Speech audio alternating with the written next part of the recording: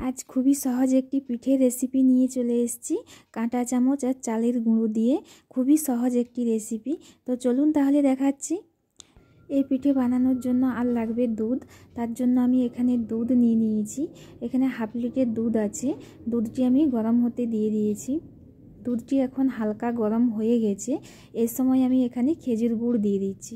তো খেজুর গুড়ের পরিমাণটা আপনারা যে যেরকম মিষ্টি খান সেইভাবে দিবেন। তো আমি এখানে এই বাটিতে যতটা পরিমাণ গুড় নিয়েছি পুরোটাই দেবো। তো আমি এখন অল্প দিয়ে দিলাম, আর কিছুক্ষণ পরে আবার দিয়ে দেবো। এভাবে গুড় দেওয়ার পর নেড়ে নিতে হবে, আস্তে আস্তে নাড়তে হবে। তো নাড়ার পর দেখুন দুধের কালারটি কীরকম চেঞ্জ হয়ে যাচ্ছে।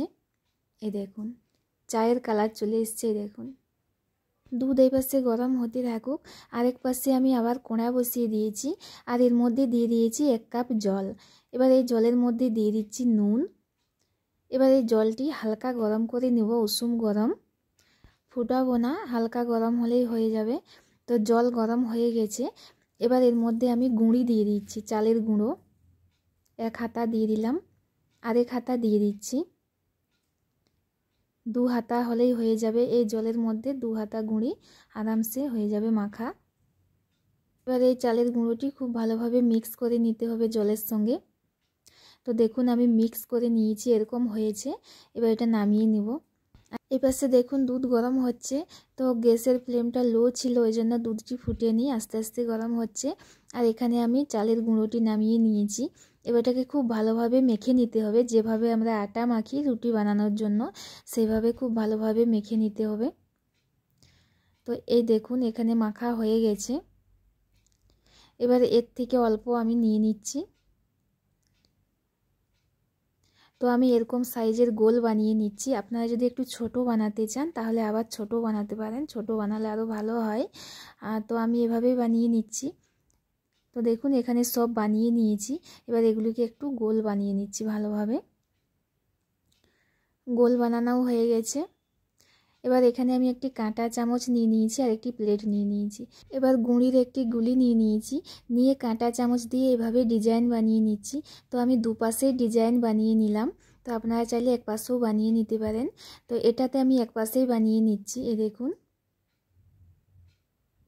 তো এভাবে সবগুলি এখানে বানিয়ে নিয়েছি। দেখুন দেখতেও খুব সুন্দর লাগছে, আর এই ডিজাইন বানাতেও বেশি সময় লাগে না। বানানোর সময় আমি গ্যাস বন্ধ করে দিয়েছিলাম, এই জন্য দুধটি ঠান্ডা হয়ে গেছে।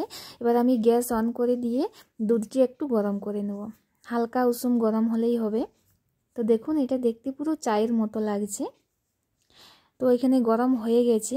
এবার এর মধ্যে যে বানিয়ে রেখেছিলাম পিঠেগুলি সেগুলি দিয়ে দিচ্ছি। প্রথমে আমি হাফ পিঠে দিয়ে দেব।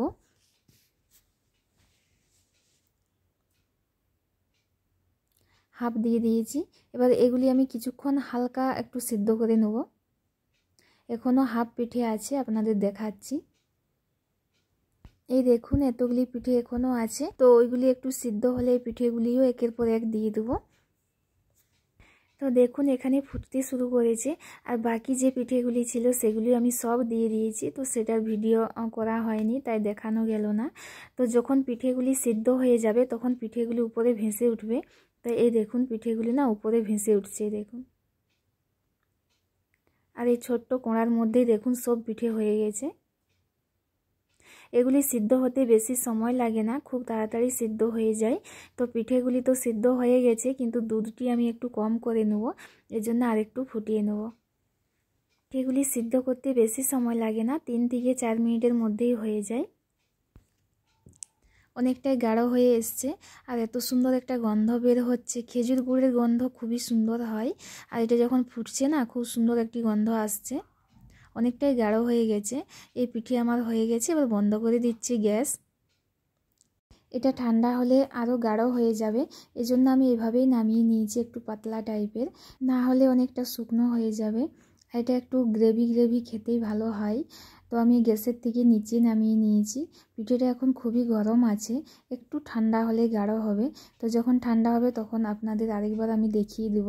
তো দেখুন পিঠেগুলি খুব ভালোভাবে সিদ্ধ হয়ে গেছে। এই দেখুন খুবই সহজ একটি রেসিপি, এর থেকে সহজ পিঠে মনে হয় আর হয় না। আর এটা বানাতেও বেশি সময় লাগে না, মাত্র 10 মিনিটে রেডি হয়ে যায়। তো দেখুন ঠান্ডা হয়ে যাওয়ার পর কতটা গাঢ় হয়ে গেছে আর দেখতেও খুব সুন্দর লাগছে। তো আপনারা একবার হলো ওই পিঠেটা বানিয়ে নেবেন, আশা করি খুব ভালো লাগবে। তো আজ এখান পর্যন্তই, ধন্যবাদ, বাই।